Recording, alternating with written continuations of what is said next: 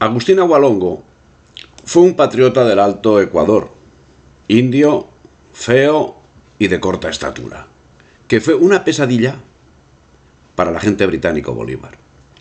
Nacido en la ciudad de San Juan de Pasto el 25 de agosto de 1780, militar realista durante la guerra separatista de la Nueva Granada, hoy Colombia, luchador infatigable que encabezó una guerra de guerrillas que lo haría legendario.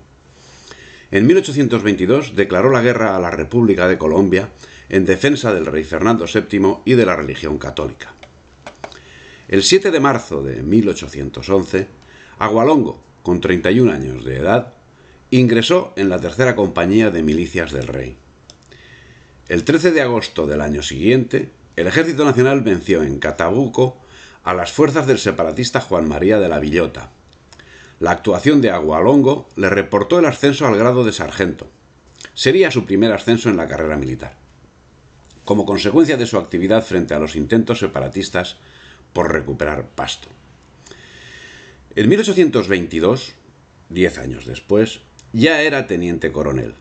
Tras la batalla de Pichincha, donde no combatió, se unió a Benito Boves, Juan Muñoz y Estanislao Merchancano, reiniciando las operaciones militares, en una guerra de guerrillas que contó con el apoyo de las comunidades indígenas de los contornos, venciendo a Sucre en la Cuchilla del Tambo. Pero el 25 de diciembre, Sucre tomó Pasto imprimiendo una durísima represión. Agualongo, ya coronel, retomó Pasto. El caso de Pasto es digno de especial atención. Representó el primer lugar de actuación de Agualongo. Pero es que Agualongo era pastuso, y los pastusos significaron siempre la piedra de escándalo del separatismo americano. Siempre fieles a la patria, sufrieron el genocidio y el escarnio por parte de los agentes coautores de la secesión.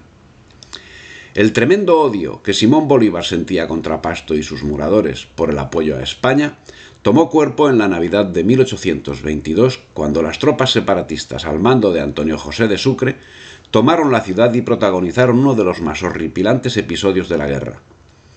Fue una verdadera orgía de muerte y violencia en la que hombres, mujeres y niños fueron exterminados en medio de los más incalificables abusos.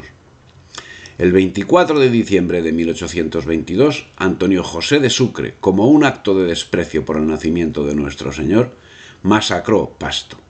El ejército separatista al que comandaba llegó a la ciudad. La población huyó o se refugió en las iglesias y finalmente salió en procesión con la imagen de Santiago. Las tropas de Sucre no respetaron ni a los ancianos de 80 años ni a los niños de pecho. Quien más destacó fue Apolinar Morillo, el mismo que tiempo después sería la mano ejecutora en la conjura masónica dirigida por José María Obando y que acabaría asesinando al propio Sucre, liberándolo así de los posibles remordimientos que la caridad cristiana insiste esperanzada en encontrar en la mente del autor material de tamaño genocidio, que con toda justicia lo encumbra como Caín de América. La orgía de sangre del ejército separatista, compuesto mayoritariamente por mercenarios ingleses, no se detuvo ante nada ni ante nadie. Arrasaron los templos con sus caballos, arrastraron las imágenes con sogas, saquearon todos los bienes materiales, profanaron los sagrados, violaban a las mujeres para después degollarlas. Los detalles dantescos serían anuncio del porvenir que le esperaba a la patria tras la derrota. Todas las mujeres que fueron sorprendidas en Pasto ese 24 de diciembre de 1822 fueron víctimas de vejámenes sexuales. Abusos, robos, asesinatos, excesos de todo tipo, que el general José María Obando, oficial del Ejército Nacional y posteriormente en 1831 designado como presidente de la República de la Nueva Granada, no vacila al encontrar un responsable directo, Antonio José de Sucre. Las puertas de los domicilios se abrían con la explosión de los fusiles para matar al propietario, al padre, a la esposa, al hermano, y hacerse dueño del brutal soldado de las propiedades, de las hijas, de las hermanas, de las esposas. Casualmente, y como había sucedido en la península, tanto en las intervenciones de las tropas francesas como en las de las inglesas, los separatistas se entregaron al saqueo y al asesinato durante 3 días, que debieron parecer eternos a los pastusos. Y de su acción, como también había sucedido en la península, no se salvaron los archivos públicos y los libros parroquiales. Bolívar, a lo que resulta de las opiniones vertidas sobre Pasto, habría deseado que nunca hubiese existido, y habría deseado exterminarlo como posteriormente sería exterminado el pueblo Selknam en la Patagonia. Pero si los separatistas no fueron capaces de exterminar físicamente a los pastusos, no dudaron en intentar llevar esa labor en otros ámbitos. Así, el imaginario forzado por los agentes británicos como extensión de la leyenda negra contra España ha condenado al pueblo de Pasto a ser la irrisión de quienes basan sus conocimientos en la propaganda. Y la acción y resistencia del pueblo pastuso seguirá siendo un ejemplo para el pueblo hispánico. Solo un genocida sin alma, o sencillamente un demente, pudo ordenar semejante actuación contra un pueblo. Simón Bolívar y Antonio José de Sucre dejaron en Pasto muestras suficientes de su odio y su desprecio por la humanidad. El genocidio de Pasto, por otra parte, no fue sino una etapa más de la guerra a muerte que había decretado Bolívar en 1813. Pero en la mente de Bolívar debió ser algo más.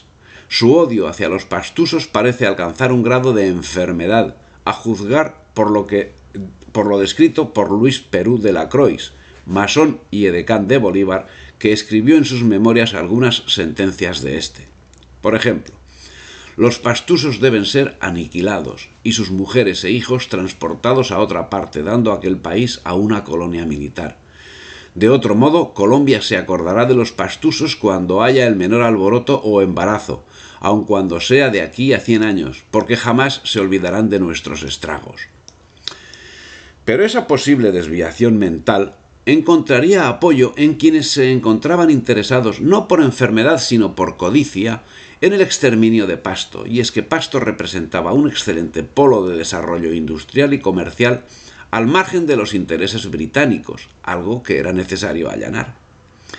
Si penoso es el genocidio per se, adquiere tintes incalificables cuando observamos que no es producto de la enfermedad mental sino de la codicia. ¿Qué actuación cabe al respecto? Es el caso que tras los estragos llevados a cabo sobre Pasto, la mayoría de los jefes patriotas cayeron en la pesadumbre. No es el caso de Agualongo, quien creía haber encontrado el momento de la revancha y se lanzó sobre Quito con un ejército de unos 800 voluntarios. En el curso de esta campaña tomó Ibarra el 12 de julio de 1823, pero el 17 tuvo un nuevo encuentro que resultó fatal. El enfrentamiento de Ibarra se convirtió en otra catástrofe a sumar en el triste balance de los pastusos y de la hispanidad. En un acto de suerte, astucia, el ejército separatista, comandado por el agente británico Simón Bolívar, infligió una terrible derrota a los pastusos, de los que la práctica totalidad pagó con su vida la ilusión de la venganza. Pero el odio de Bolívar no desapareció con esta nueva masacre. Muy al contrario, quedó reflejado en la orden que tras la victoria de ese aciago día dio al general Salom. Entre otras, marcaba las siguientes medidas. Destruirá usted todos los bandidos que se han levantado contra la República. Mandará usted partidas en todas direcciones a destruir estos facciosos. Las familias de estos facciosos vendrán todas a Quito para destinarlas a Guayaquil. Los hombres que no se presenten para ser expulsados del territorio serán fusilados. Los que se presenten serán expulsados del país y mandados a Guayaquil. No quedarán en Pasto más que las familias mártires por la libertad. Se ofrecerá el territorio de Pasto a los habitantes patriotas separatistas que lo quieran habitar. Odio que quedaría remarcado en su carta de 21 de julio de 1823 al general Santander, en la que decía: Pasto es la puerta del sur, y si no tenemos expedita, estamos siempre cortados. Por consiguiente, es de necesidad que no haya un solo enemigo nuestro en esa garganta. Los pastusos tienen un alma de acero que no pliega por nada. Desde la conquista acá, ningún pueblo se ha mostrado más tenaz que ese. Acuérdese usted lo que le dije sobre la capitulación de Pasto. porque desde entonces conocí la importancia de ganar esos malvados. Ya está visto que no se pueden ganar, y por lo mismo es preciso destruirlos hasta en sus elementos. Era una guerra de reveses. Finalmente, José Mires tomaría Pasto, quedando Agualongo encerrado en el convento de las monjas conceptas, de donde acabó huyendo para sufrir una nueva derrota en Buenaventura, esta vez definitiva a manos de Tomás Cipriano Mosquera, el 24 de junio de 1824, cuando fue sorprendido por el general José María Obando, el mismo que acabaría asesinando a Sucre. Agualongo fue tomado prisionero, sometido a juicio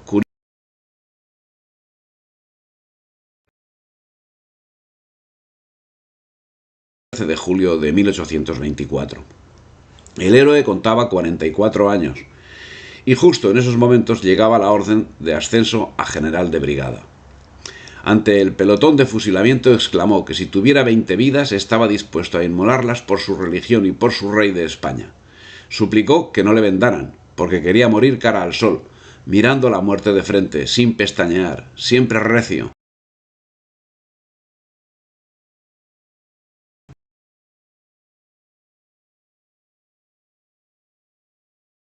Un personaje visionario que supo detectar la mala fe en aquellos criollos que con tanto ardor buscaron y consiguieron la ruptura de la patria, con el único objetivo de satisfacer sus ansias economicistas.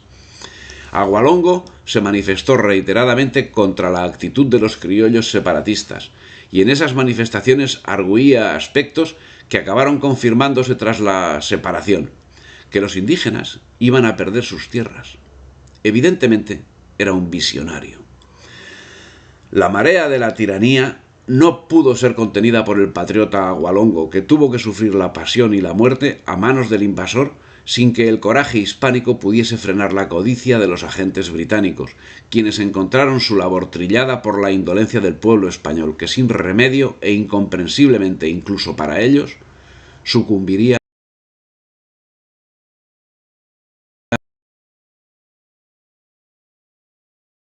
Pasto, el único lugar que el tirano miraba con desconfianza. Así con relación a Coro, que tantas muestras había dado de mantenerse fiel a la patria, manifestaba el genocida de Pasto en la carta a Rafael Urdaneta el 24 de diciembre de 1826. El resto del pueblo lo creó tan godo como antes. Ni aun por mi llegada se acercan a verme, como que sus pastores son jefes españoles.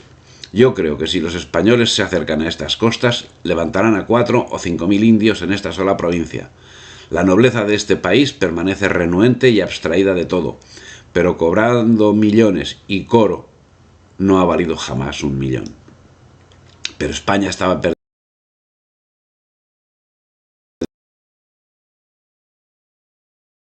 Además de ser el mejor sueño de los patriotas, hubiese sido la más lógica de las soluciones.